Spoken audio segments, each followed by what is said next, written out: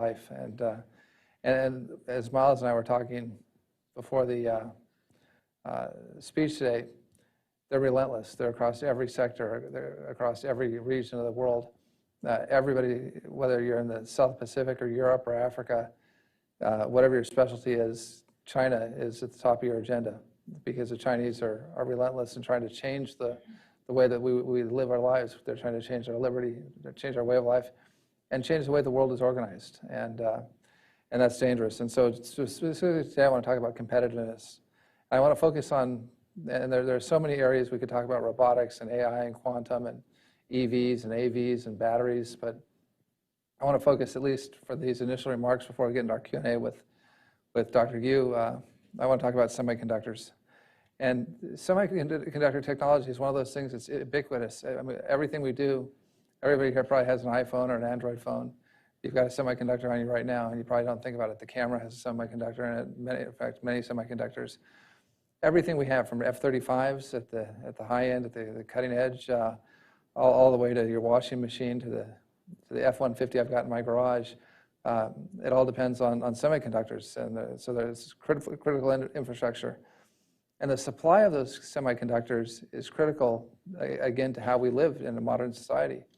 And so the U.S. is investing $52 billion in the CHIPS Act to bring semiconductor factories back to America, improve our fabrication plants and our capability in the semiconductor sector, and secure our ability to live a modern life, and literally enable our daily lives. Because without them, and think about this, without semiconductors, almost every aspect of global manufacturing, not just American manufacturing, global manufacturing, comes to a halt. We saw this in the pandemic. I had ordered an automobile, a truck, and it sat for months waiting for a semiconductor. The truck was constructed, but it couldn't leave the lot at the factory without the semiconductors it needed. So we saw backlogs not just there, but with people wanting to get refrigerators, washing machines, phones were even difficult to get. And so we saw what the backlogs could happen with a fragile supply chain during the pandemic. But we also saw sky-high prices, and we saw inflation as a result. Now, not surprisingly, given the importance of semiconductors, the CCP, the Communist Party of China, has sought to dominate the market. And not just the market for the super advanced 3 and 4 nanometer semiconductors, but for what we call the mature semiconductors, the commodity semiconductors or legacy semiconductors. They want to control the market. Now, we can't eliminate our reliance on semiconductors. That's something that we can't do. But what we can do is minimize the risk that Beijing poses if they get control, a monopoly control of semiconductors the way they do, for example, with rare earth elements. And they become the world's leading supplier of chips, both legacy and advanced. So diversification of our semiconductor supply chain is one of the areas that we're on the cusp of achieving.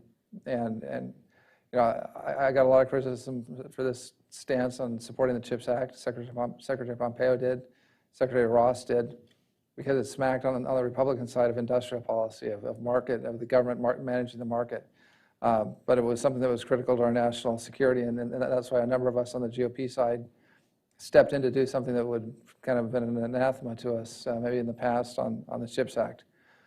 So with geopolitical challenges and unprecedented in a generation, not just in China, but what we're facing in Russia, China's ally in Ukraine and in Europe, with Iran, securing the supply of chips, particularly semiconductors that enable our military industrial complex, is just critical.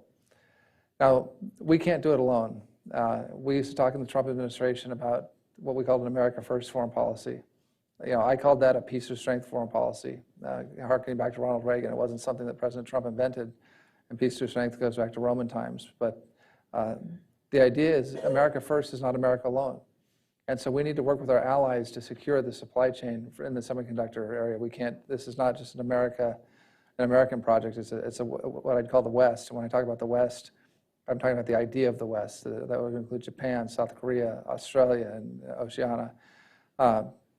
So collaboration between chip and software designers in the U.S., software developers in the Netherlands, and equipment manufacturers in Holland, manufacturers across the globe, especially in China, in Taiwan, Republic of China, Japan, Korea. All of that has improved our situation vis-a-vis China. But this cooperation it has to continue, and it's critical to if we're going to de-risk the business and supply chains, and if we're going to secure our ability to maintain our way of life, not just our liberty and our principles, but how we manage ourselves in a modern society. So just a few years ago, and we all know this, China's economic rise provided a lot of hope. We had this idea that, and I'll talk about this in the context of semiconductors, but just more generally, if we turned a blind eye to human rights abuses, if we turned a blind eye to Tiananmen Square and Xinjiang and Tibet, if we turned a blind eye to the extinguishing of democracy in Hong Kong, which violated the British Sino Pact, if we allowed the continued theft of our intellectual property, if we allowed unfair trade practices, if we did all these things, China would become richer, and in turn they'd become more like us, and they'd become part of the kind of a global democratic world. And we saw just the opposite happen. What did we see? We saw China that became more autocratic, more tyrannical. They used all the blessings of their membership in the WTO and their malign activities to develop a surveillance society, something that George Orwell would have been astounded by. I mean, with social credit scores and cameras everywhere, and a way of life that's an anathema to us in the West. No privacy, no liberty. And so we'd hoped that they'd become different, but they haven't. And as they've recently demonstrated, the Chinese Communist Party is not interested in becoming a thriving economic partner. Instead, Beijing intends and seeks to upend the entire global economic order and place itself at the top of that order. Chairman Xi Jinping has made semiconductors, but China 2025 is what we all talk about now, which deals with robotics and AI and quantum, all of which are dependent on semiconductors. But going back to the third-party plenum in 2013, the CCP has spent over 1 trillion yuan trying to become the dominant player and dominant power in the world in semiconductors. And they call it the big fund in China, and they want to have an industry that dominates the entire sector. So, and like many things the Chinese have done, they've been successful. I mean, we constantly underestimate the Chinese. I'll just jump to an example of carrier aircraft. When the Chinese bought the old Russian carrier, the Varyag, it was in Ukraine, and we were going to make it a casino. And they spent a lot of years refurbishing it. We said, they're never going to be able to understand carrier aviation. It's going to take them 20, 30, 50 years to do it. Not only do they understand carrier aviation, they're building 3 of their own carriers. They're demonstrating that they can operate at sea and integrate their carrier air wing with their ships, land and launch sorties on a rapid basis from their carriers. We underestimate the Chinese, and we do that to our own detriment. And we shouldn't, because they're hardworking people, they're clever as heck, and they're motivated. They want to win, especially the party. So in 2011, China had 1,300 registered companies in the semiconductor industry. By 2020, they had over 22,000 companies in the semiconductor industry, and it's only grown since 2020. And Beijing is providing significant incentives to allow these companies to produce semiconductor chips at scale. And granted, most of these companies are focused on legacy chips and mature chips and not the super advanced chips. But while these are less technically advanced than their smaller counterparts, these chips are still critical parts of our infrastructure and our industries in the U.S., including defense. And what's amazing is that the United States and our defense industry are still buying chips, mature chips, semiconductors made in China, and integrating them into our defense platforms and systems, which is incredibly dangerous. So we've got to wean ourselves off dependence on Chinese chips, including the legacy chips. And if we don't, we're vulnerable to supply chain disruptions that we saw in the pandemic. And that's worse for a couple of reasons. Number one, it provides economic leverage for the Chinese Communist Party to affect our policies. But number two, in the event of a conflict, heaven forbid, especially one in the Taiwan Straits, there's no way our defense industry is going to be able to continue to buy chips from China in that situation. Moreover, those chips are vulnerable to spyware and malware that's embedded in them in the hard chips that go into our systems, putting our warfighters at risk. So they could deliberately choke us off. And coercion, as we know, is the method by which the CCP seeks to promote its own interests. The CCP sees economic independence and engagement and integration as folly. They believe in, they talk about win-win, but really in the CCP's world, it's win-lose. China wins, everyone else loses. And in Xi Jinping's eyes, the only way China can win is if everyone else loses. So China's ambitions have become clear, and we've got to address those ambitions head on. Their military exercises, their propaganda, their coercive export control seek to undermine the stability of our partners, the Republic of China, Taiwan, Japan, and Korea. And we saw this with the cutoff of rare earth minerals a few years ago when China was unhappy with Japanese policy, and they threatened to cut off, and they actually did for a time, cut off rare earth minerals to Japan. This is standard practice. So with the theft of American intellectual property, continued unfair trade practices, China and Chinese firms have flagrantly disregarded our national law and international law. Fortunately, businesses have begun to wake up to the threat and the reality of what the risks that China poses, not just to our country, not just to our national security, but to our business and the individual economies of the businesses that are relying on China. And so the U.S. and its allies need to find ways to cooperate. We need to figure out with our supply chains how we onshore, reshore, friendshore, and work with trusted partners. Again, we can't do this alone. It's got to be a group effort in the West and among what I'll call the free world, so to make sure that our supply chains for everyone, for Korea, for Holland, for the UK, for the EU, for African countries that choose not to go down the Belt and Road route, for the countries that don't want to be under the boot of Beijing, that don't want a social credit score, that don't want Hikvision and cameras recording the lives of their citizens, that don't want to give up all the medical and genetic information to the Communist Party of China. For the countries that want to remain free and have a way of life, we've got to band together and create supply chains that are safe and secure.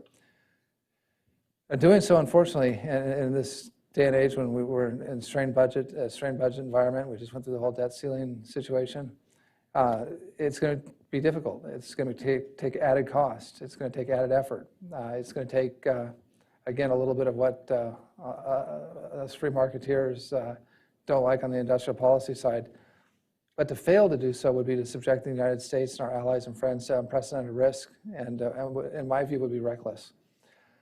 So one of America's greatest advantages, and I used to talk about this a lot when I was in office as National Security Advisor, is that we have real allies. When you look at it, China doesn't have allies. They've got maybe Pakistan, maybe North Korea.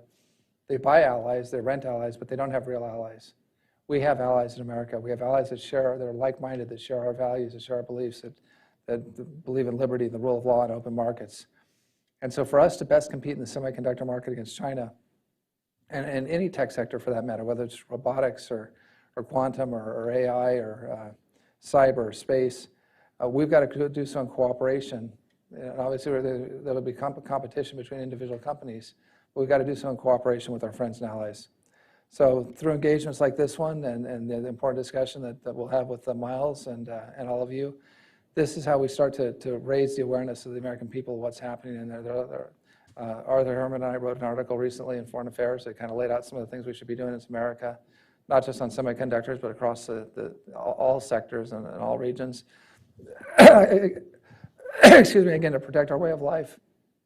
But these sorts of engagements and Hudson's promotion of the rule of law and liberty is what we're going to do to,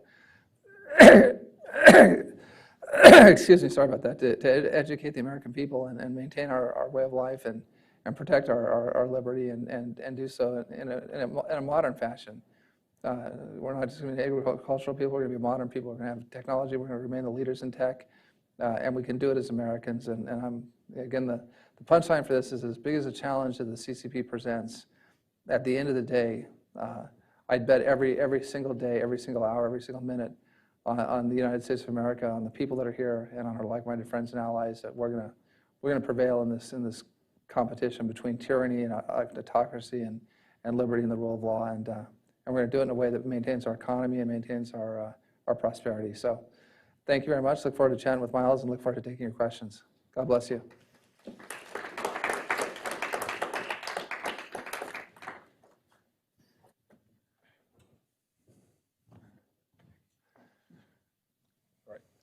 Thank you very much, Ambassador. And that was a very, very good opening remarks. Let's just say, supply chain is a chain. A chain consists of many links. Some links are strong, some links are weak. In your opinion, what do you think are the strongest link on the American side?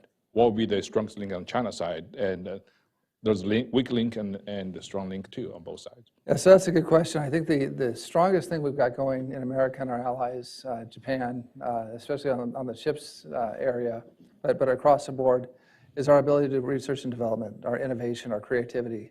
So when you look at the innovators that we've got here and our allies, and I was just recently in Japan, I was recently in Taiwan, freedom breeds this entrepreneurial spirit and this innovative spirit. And so I think in the free world in the West, our strongest area is innovation, entrepreneurship, new ideas that are eventually knocked off and stolen by the Chinese, but I think we can maintain our advantage through our innovation. I think that what the Chinese have done, and it was, I give them credit for it. I mean, they're smart people, they had a plan. They hollowed out our industrial manufacturing capability. They basically took all our manufacturing and everything from, it started out with toys and lower end things, but now it's at the semiconductor level, at the robotics level. They moved our manufacturing to China and to countries around China that they control or they have controlling interest in the companies in some of the countries around China. And they moved that whole manufacturing sector to China and parts of Asia, which they control. And it's going to be very difficult to replicate that. It's going to be very difficult to bring it home. I mean, we're seeing this that's why we had to have the CHIPS Act. And we're going to have to invest a lot of money to bring manufacturing back to America and back to our partners. And look, our partners are all over the world. I mean, Mexico is a great partner. Costa Rica, Colombia, I mean, Brazil in our hemisphere, but there are partners like Vietnam, Singapore, Australia. So we've got great partners. The Philippines, I think, and Thailand can be great partners in the manufacturing sector. India. But it's going to take a lot of effort diplomatically and economically, and we're going to have to get our private sector involved. And they're going to have to understand that they risk leaving their manufacturing in China because if there is a conflict, they don't own those factories. The CCP owns their factories, and they're going to lose them. So we got to start thinking about how we, I think the word the Biden administration uses now is de-risk, but I think it's more than that. How we protect our supply chains by moving them out of China. But it's been an incredible strength of the Chinese because they really control manufacturing and pharma and rare earths and in so many important areas right now. And they've done a good job of moving it from us. Puerto Rico used to be a big pharmaceutical manufacturing area. Now it's gone. Those factories are sitting empty because that manufacturing is in China. And so that's their strength. Our strength, I think, is on the innovation front. Great. Now, we all mentioned about U.S.-China competition. The word competition is really nice and gentlemanly and genteel, as if competition only means something like Berkeley, Stanford, Army, Navy, Harvard, Yale, with the assumption that both sides will basically, act very cordially and follow the same set of rules. Now, China and the United States are completely different systems, as you mentioned. The state in China can command the entire economy. U.S. government cannot really tell Apple and Google what to do. We can only give them advice, give them policy guidance on national security front. How do you actually compete if both sides were completely different? China's, as you mentioned very eloquently, China's definition of win is Americans' loss, right? So it's not like Berkeley's win must rely on Stanford's complete destruction. I mean, that would be good, but being a UCLA Bruin, we used to think that about USC, but I've got softer feelings about USC now. So both great universities, and Stanford's a great university as well. This is not a football competition. It's not a competition between who's the top-ranked school and second-ranked school and the third-ranked school. This is a competition about whose way of life is going to prevail. And as you mentioned, the Chinese don't play by the rules. The intellectual property theft that's taken place over the last 30, 40 years has been what Christopher Wray, the director of the FBI, said 2 summers ago in a speech that he gave. The biggest transfer of human wealth in history has been the theft, not the economic development of China, which if it was done fairly, we'd all applaud, but the theft of American and Western intellectual property and the transfer of that to China, biggest in human history. Now, I think a lot of you have been to Rome, you've seen the Trajan's column, and it shows the Romans bringing back all the cartfuls, the ox cartfuls of Dacian loot that kept Rome going for another 100 years with everything that they looted from Dacia. That used to be kind of considered the biggest theft of property in history. But what China has done makes what Trajan did in Dacia, Romania, that area of the world, that's child's play. It's kindergarten. I mean, the Chinese have literally stolen trillions of dollars from us. So when you talk about competition, it's hard to compete with someone who's stealing everything in your house. If you're competing with your neighbor, you're trying to keep up with the Joneses. But the Joneses are coming into your house and stealing all your stuff as soon as you buy it. That's not really a competition. And there's going to be no way to keep up with China if we continue to allow this to happen. But it's just not on the theft part. If it was just stealing our IP, that would be bad enough. And we can talk more about that in a moment, how that plays out and hurts individual Americans. But it's the unfair trade practices.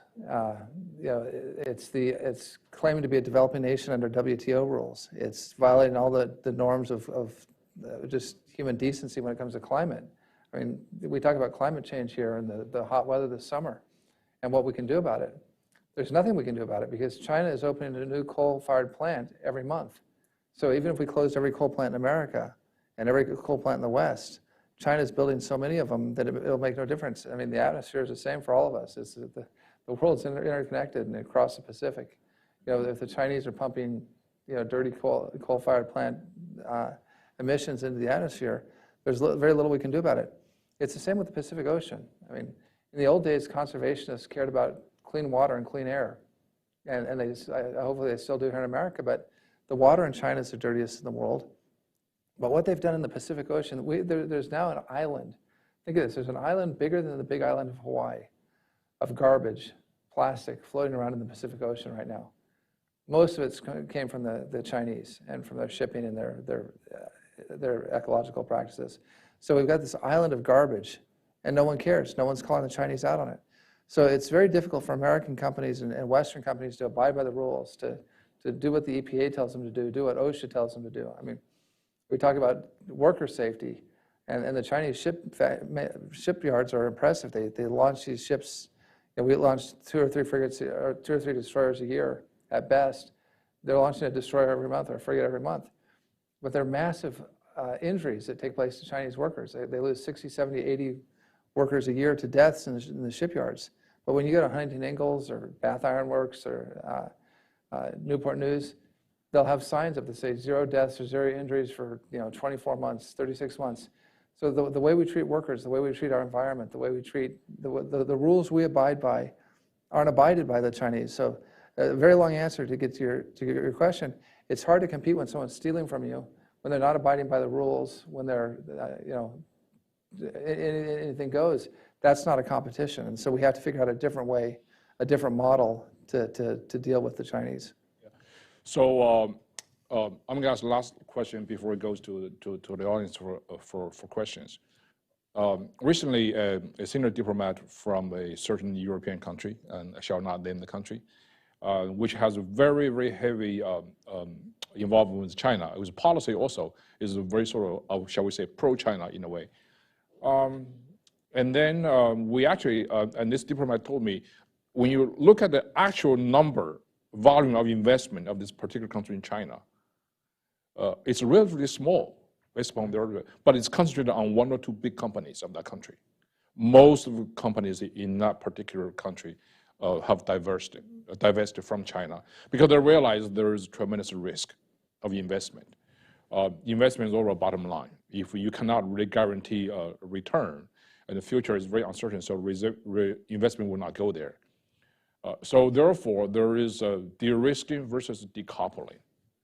Why is that? If everybody recognize China investment is such a big risk, why is that keep people like BlackRock and all the big companies keep putting money into the very business or venture? And how do you prevent that?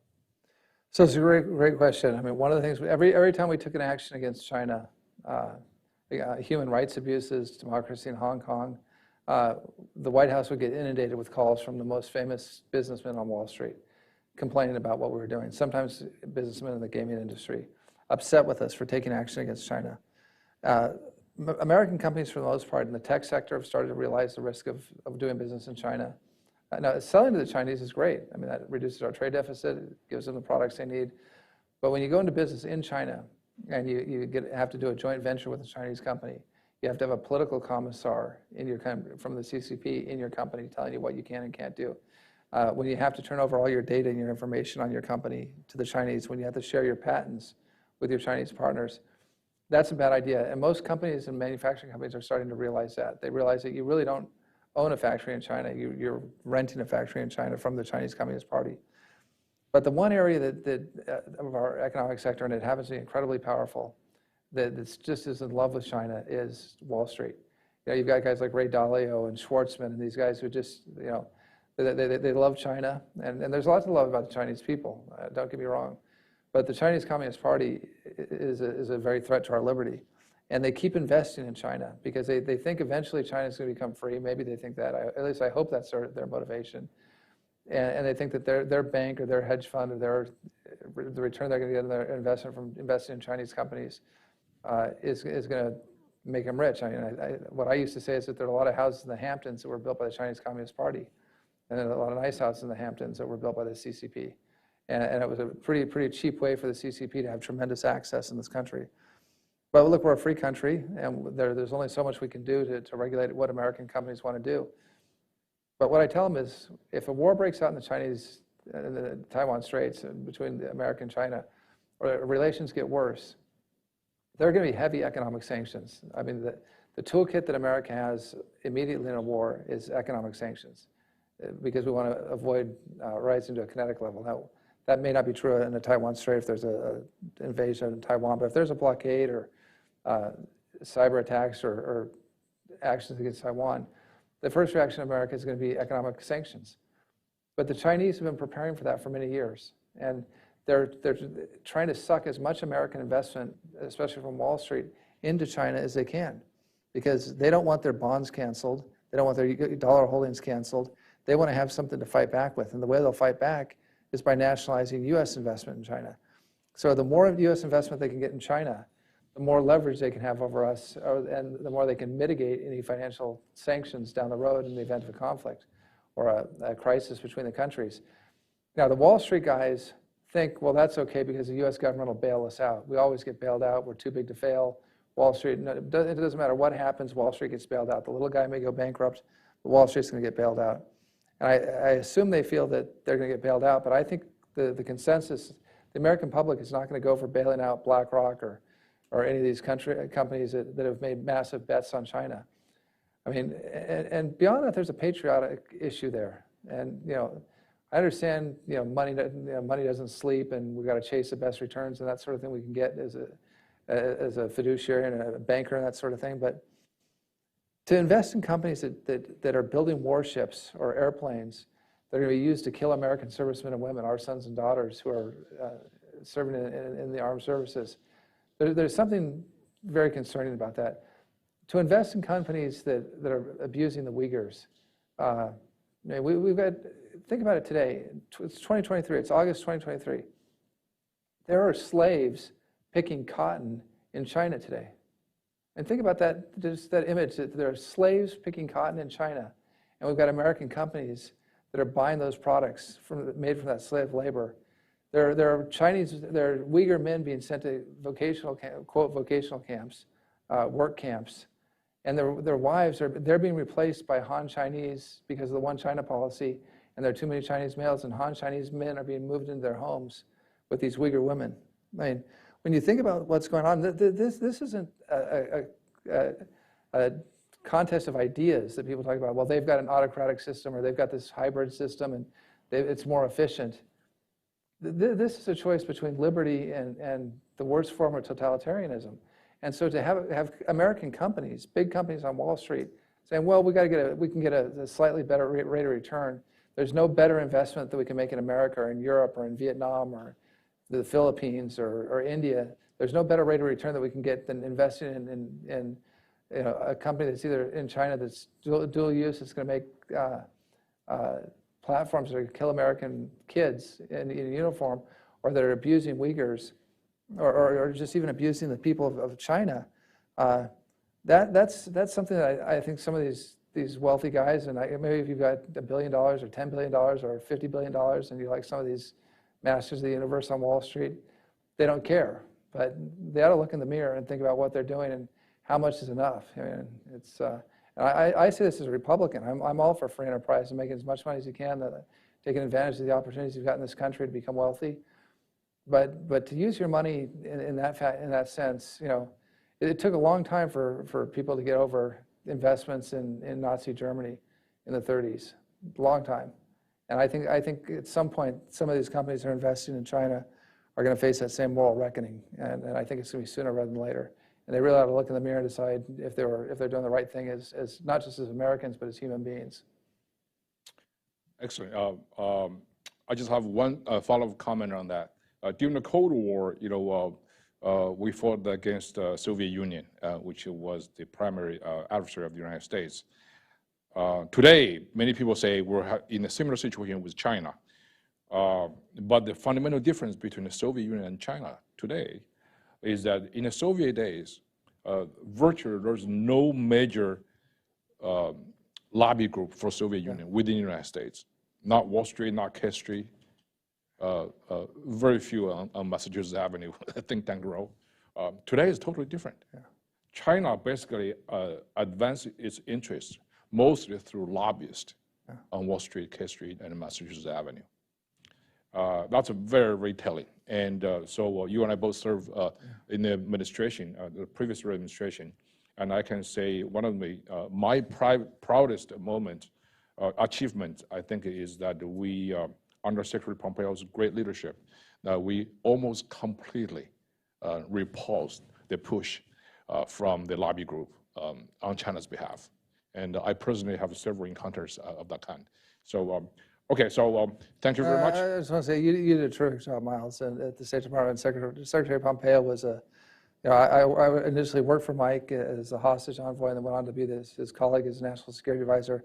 You and Mike did incredible work, and for this country, but not just for this country, but for people around the world, including people in China, by promoting freedom the way you did. And Secretary Pompeo's declaration of a genocide, I think it was on January 19th, following what Secretary Blinken had talked about in the campaign, and Secretary Blinken's kept that declaration in place, was a milestone. And so thank you for the tremendous work. And on Huawei, I mean, when I first became the national security advisor, folks came in a briefing and said, there's nothing we can do about Huawei. They've taken over. They're going to have control of all the data in the world. They're going to have every cloud. You know, every transaction that takes place on a mobile phone anywhere in the world is going to go through some sort of Huawei station. So we'll have to figure out how to encrypt it to keep it from the Chinese. And I said, no, we're not going to do that. And talked to Mike, and Mike said, we're going to give this a shot. And we pushed back on Huawei. And not only did we push back, we won. And America's allies in the free world, for the most part, has eschewed Huawei because they came to understand the danger presented by Huawei.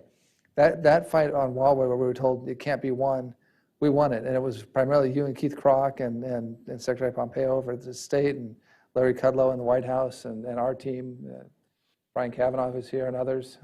I hate to name people because I think I'm going to get them sanctioned by the Chinese and they'll get in trouble. You can tell from my comments today why I'm not going back to Beijing for a holiday anytime soon. But the work you did was tremendous. But one final comment on the lobbyist. The Chinese have a lot of money. And what the Soviet Union didn't have was the kind of wealth that the Chinese have generated. The Chinese have generated massive wealth. We've never faced a challenge as Americans like we're facing against communist China now.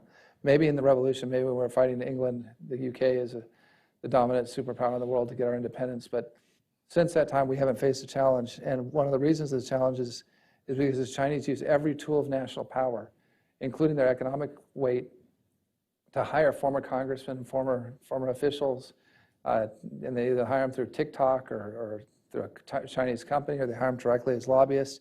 And then they fight in the halls of Congress and in the administration to promote China's agenda here in America.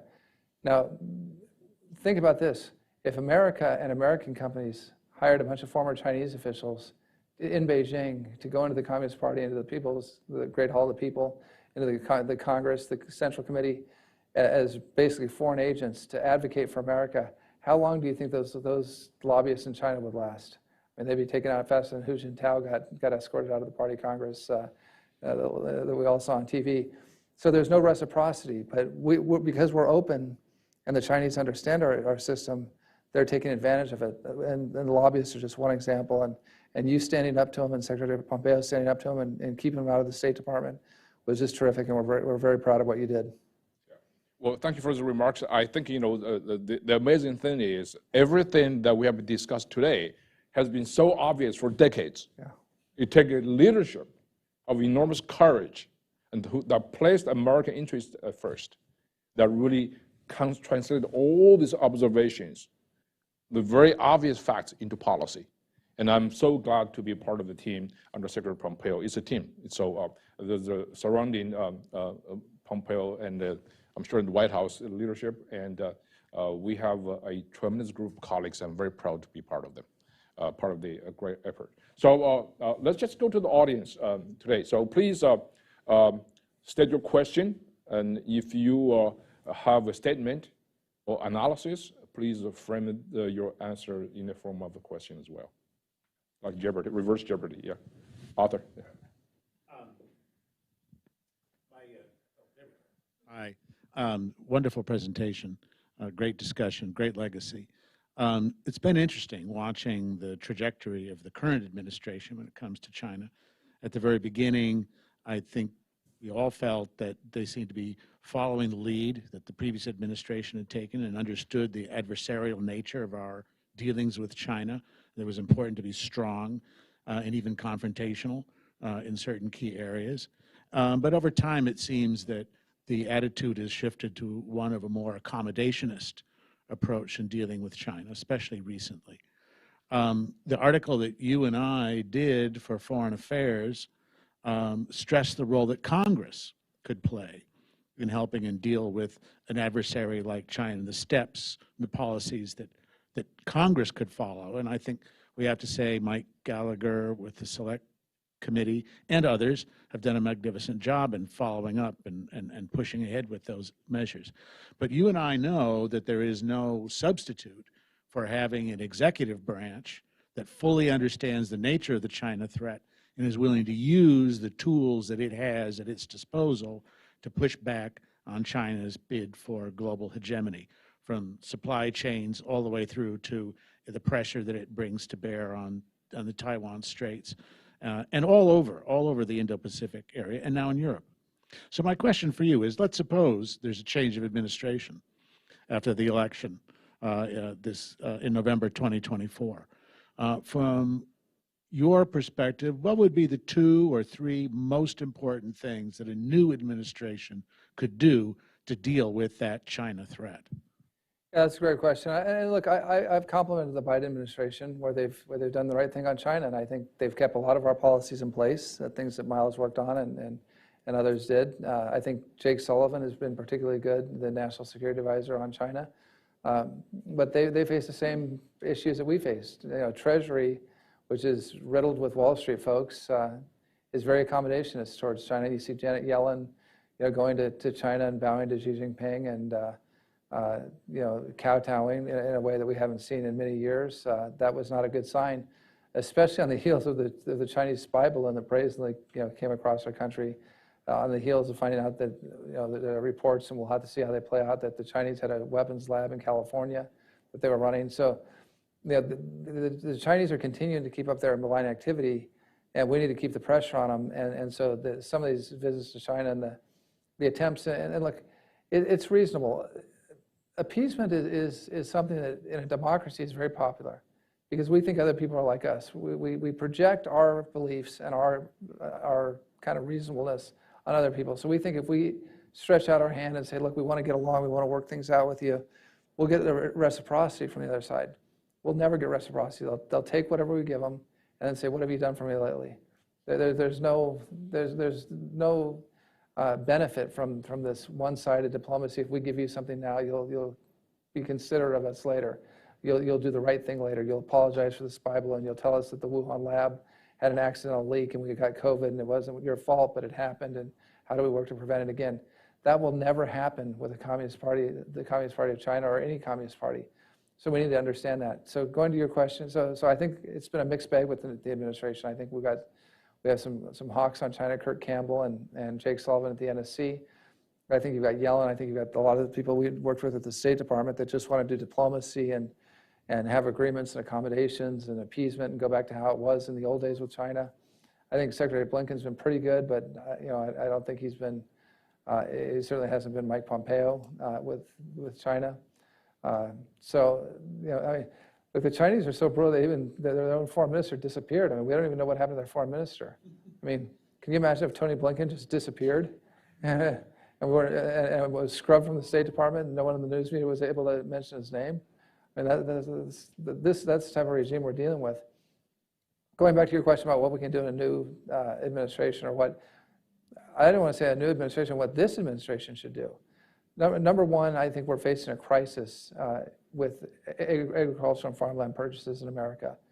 These aren't, some of them are mysterious, but most of them are openly and notoriously Chinese, but the Chinese are very interested in buying agricultural land in America, not for their own food security, but they happen to be particularly interested in agricultural land that's around air bases, whether it's in Air Force bases in Grand Forks, North Dakota, or Laughlin, Texas, or Travis Air Force Base out in Sacramento, that all the land and acreage around these Air Force bases is being bought up by the Chinese. The fact that we're allowing that is beyond absurd. I mean, you can't even understand what's going on. And then we're allowing them to build buildings with line of sight to the airfields and cell phone towers, and buying property next to our nuclear sites.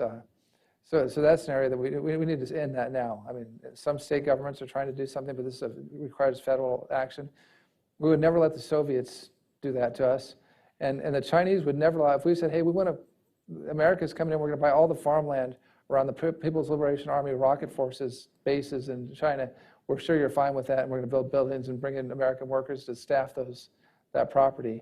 And that's absurd, number one. Number two is this outbound investment in China.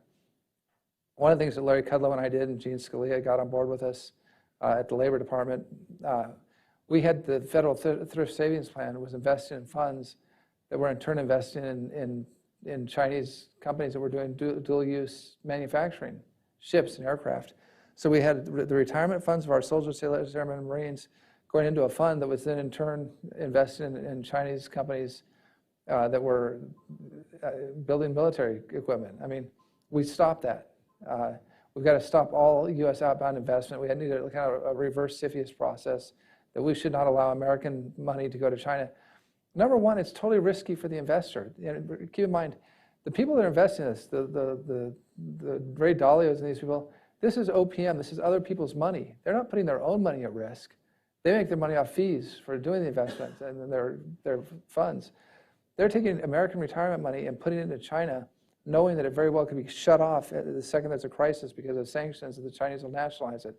So we've got to protect American retirees and protect our servicemen and women from that sort of investment. So those are two things we could do right away. And then the third thing we need to do, which we can proactively do, and it doesn't, and again, those first two steps are things we can do without any cooperation from the Chinese. Those are American actions dealing with American farmland, American investment funds. The third thing goes to rare earth minerals, because we talk about semiconductors, we talk about phones, we talk about EVs, we want to have a greener economy. We need rare earth elements to be able to make those products. And one of the things we can do is we can mine the rare earths here, we can mine them in Australia, we can mine them in Greenland. We have all the rare earth minerals we need domestically and with our closest allies, but we can't process them because we won't allow a processing plant to be built. So either in Greenland or Australia or Texas or somewhere here, we need to build a processing plant, and we need to start extracting rare earths and process them here so that the free world has access to rare earth minerals to build the semiconductors and all the equipment and batteries that we need for our defense and for the economy of the future. And we can do that domestically and with our close allies. We don't need to rely on the Chinese for that. So those are just three steps that this administration can take. I don't think we should wait for a new administration.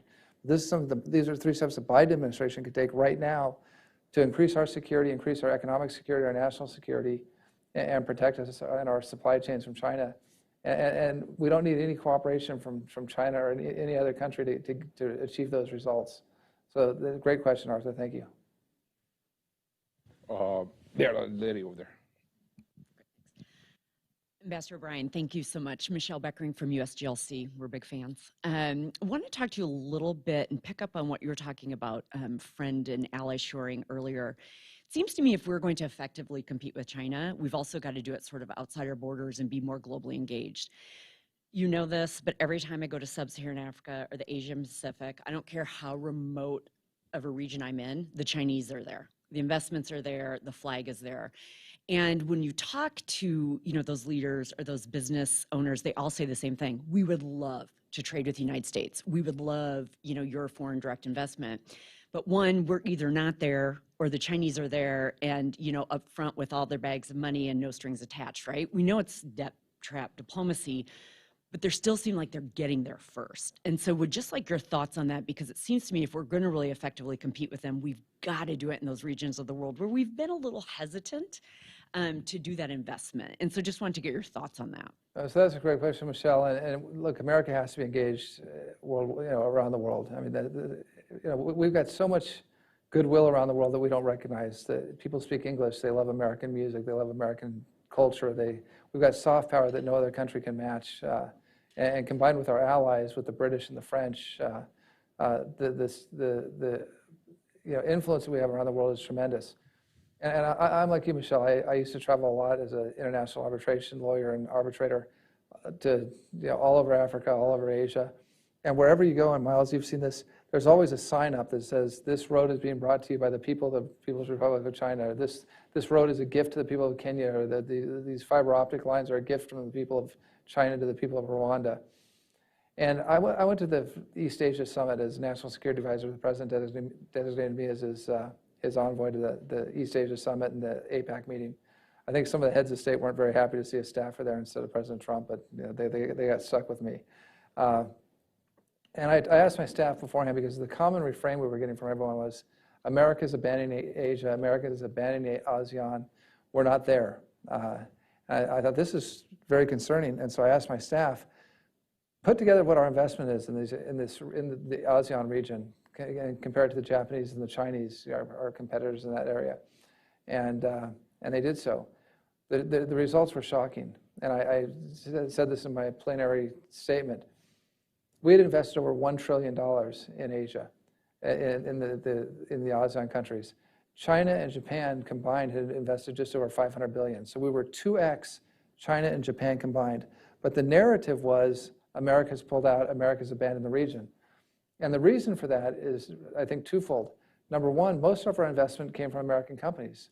The Microsofts, the Googles, the Boeings, the Exxons are great American companies who are there with their company brand name, Caltex on a service station, was it a Chevron, I think it's Chevron Exxon, or some sort of a Standard Oil consortium, but not USA. And so the Chinese were touting what they were doing, and our investment over China was 3x, over China and Japan together was 2x.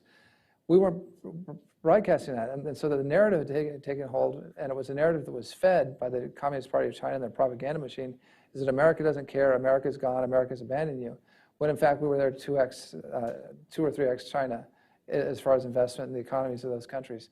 So number one, we need to let people know we're different than China. When you get an investment from a U.S. company, that's not coming from the U.S. government, but it's the American people. It's the American way of life that's coming and investing in your country. And it might be under the guise of GE building a gas turbine plant in Vietnam, which we signed a deal for when I was National Security Advisor, but it doesn't necessarily say USA across the top of it. But the second thing is, and we try to do this branding, and people have said it's childish and America doesn't do this, but we send so much foreign aid overseas, sacks of grain and rice and equipment and that sort of thing. And it'll have all kinds of different labels on it. We came up with a label with an American flag that said a gift from the people of the United States with a flag label on it, showing that it was coming from America, just to let people know, at the more subsistence level foreign aid, that this is a gift from the American people to your country. And we're not giving 10% of it to your leader in a Swiss bank account. We're not going to come collect on the debt that we're giving you. This is aid that's coming from the American people because we want to see you do well and succeed and not go hungry. And unfortunately, that program, I don't believe, has gone forward. But we need to do a better job with our private sector investment of letting people know that these private sector companies are a result of the free enterprise system that we have in America. And we need to get our companies more involved in letting people know that this is American or Western investment. But number two, on the direct investment that we do and the foreign aid that we give as a country, we need to brand it and market it and let people know and not be shy about it. But look, there's something about the Judeo-Christian ethic that we have that you don't want to tell people, Miles. I don't want to come say, hey, I'm giving you this and it's from me and you owe me something for it. I mean, it's not our, when we do things, we want the right hand not to know what the left hand is doing when we're giving charity. And yet that's not how things work in the world, and we need to be a little bit more upfront about letting countries know that the American people are supporting them and that we're helping them out. Not in a way to make them dependent, but in a way to make them prosperous and help them stand up. And the Chinese do a very good job of that. They let you know every little thing they do for you, even if they're going to eventually take the collateral back and own half your country. But I think we need to do a better job explaining what the American business does and what the American government does overseas, so that the folks know that we are engaged and that we're not isolationists and we care about what's happening with our friends and allies, and we care what's happening in deepest Africa and the farthest reaches of Asia, that America cares. Totally agree with that. We need to do a better job of explaining Americans' effort as a whole, but not to make excuse for inaction. Understated, unreported good deeds ultimately will generate tremendous inspirational power and influence. Just read the recent Pew public opinion poll of 24 countries. China's reputation, global reputation, is just terrible overall. I mean, 67% average of the 24 countries have a negative view of China. So despite all this money spent, ultimately the nature of the regime and then the strategic intention of China's global outreach will be revealed to people sooner or later. Next question. Over there, yeah, this side.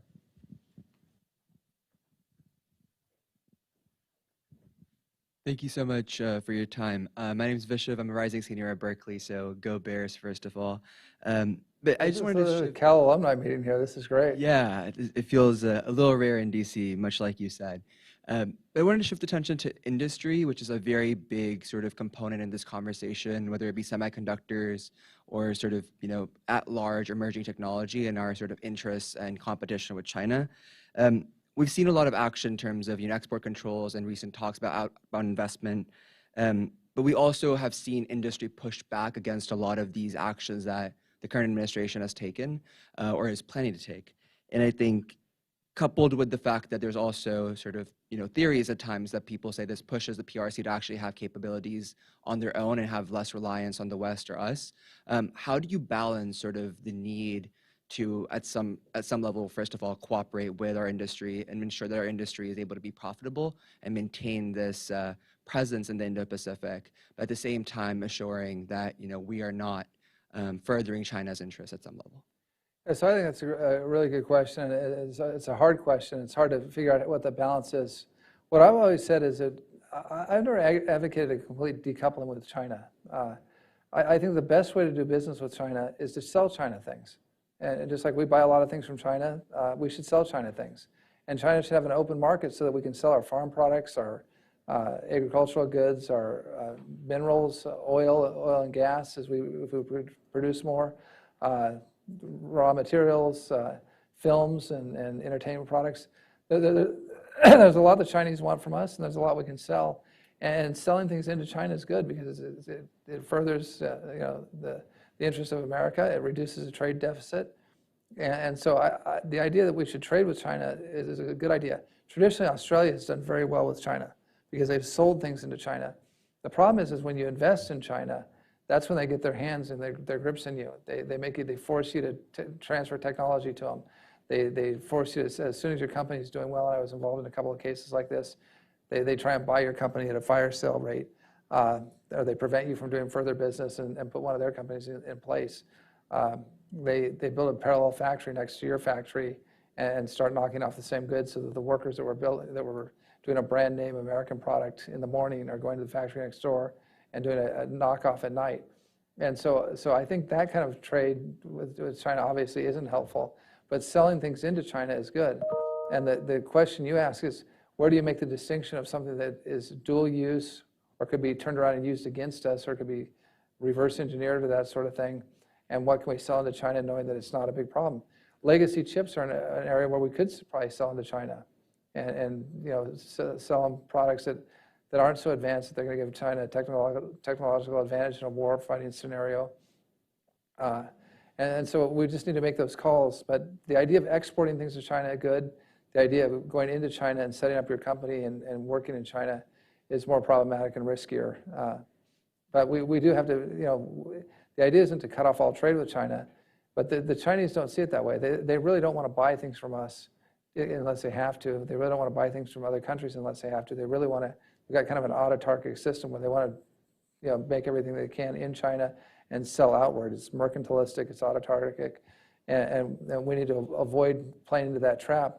But selling our goods, selling California agriculture and Midwestern agricultural products to China, selling films to China is great, but even in those fronts, if the Chinese get upset with you, they restrict the imports, just like they did with Australian wine or with the film industry, where they only allow 10 or 12 American films, and then they use that access for those films to censor the films, to take the Taiwan patch off Maverick's bomber jacket and Top Gun.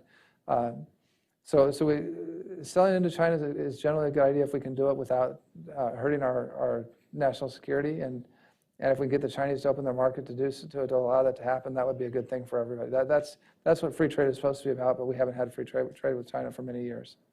Great question. I have to apologize because we have a time limit. So thank you very much. So I wish you could go on. To further engage with us in China Center here, please visit our website, hudson.org. And please join me for a round of applause for our Thank you, Miles. speaker. Thank you very much, Robert.